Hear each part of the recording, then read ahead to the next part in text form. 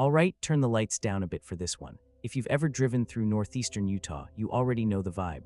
Long, empty highways, miles of scrubland, mountains sitting there like they're watching you back. The kind of place where your phone loses signal and your thoughts start getting loud.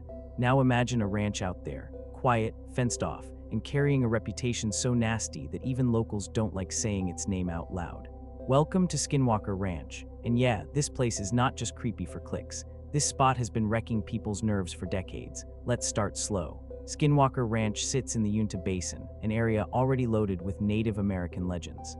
Long before ranchers showed up, the Ute tribe talked about skinwalkers, shape-shifting entities that could take the form of animals, people, or something that looks almost human but isn't quite right.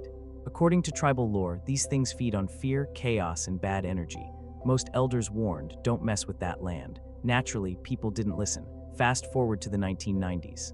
A family called the Shermans buys the ranch, thinking they scored a peaceful piece of land. Fresh air, open skies, dream setup. That dream didn't last. Right after moving in, they noticed weird stuff. Not spooky yet, just off. Cattle acting strange, dogs refusing to go near certain areas, doors opening on their own, shadows where shadows shouldn't be. Then came the wolf. One afternoon, the family sees this massive wolf walking toward them, not aggressive. Just calm, way too calm, bigger than any wolf they'd ever seen. The thing lets them pet it, no growling, no fear. Then it attacks a calf. When they try to scare it off, bullets don't do a damn thing. The wolf gets hit point blank and doesn't flinch, just turns, looks at them like that all you got, and casually walks away. Later, blood trails just stop. No body, no tracks, nothing. That's when the ranch officially went from weird to what the hell is happening. After that, the activity cranked up like someone twisted a dial. Cattle started dying in horrifying ways. We're talking surgical precision. No blood, organs missing. Cuts cleaner than what a butcher could pull off. Vets looked at it and straight up said, this wasn't done by an animal. Lights started appearing in the sky. Not planes, not helicopters. Orbs, silent, fast, intelligent. They'd hover, dart, vanish. Sometimes they'd shoot straight down into the ground like the earth swallowed them. And here's the part that messes with people the most. Whenever someone tried to investigate, set up cameras, sensors, traps, things got worse. Equipment failed, batteries drained instantly, data vanished, hard drives corrupted for no reason, like the ranch knew it was being watched. Eventually, the Shermans had enough and sold the property to billionaire Robert Bigelow, a guy who wasn't scared of weirdness. In fact, he loved it. Bigelow believed in UFOs, consciousness, and paranormal science. He funded a full-blown research team to study the ranch. That team became known as NIDS, the National Institute for Discovery Science. These weren't random ghost hunters. These were physicists, biologists, aerospace engineers, military consultants, serious people, and a lot of them left shaken. They recorded UFO sightings. They tracked unexplained electromagnetic spikes. Some researchers reported seeing creatures that looked like wolves one second and something else the next. Others talked about poltergeist activity, objects moving, voices, footsteps, knocks with no source. One scientist claimed he saw a portal open in midair, not sci-fi flashy, just a dark, round void where the sky should be, and something crawled out of it. Another researcher said whatever's there doesn't just show itself, it reacts.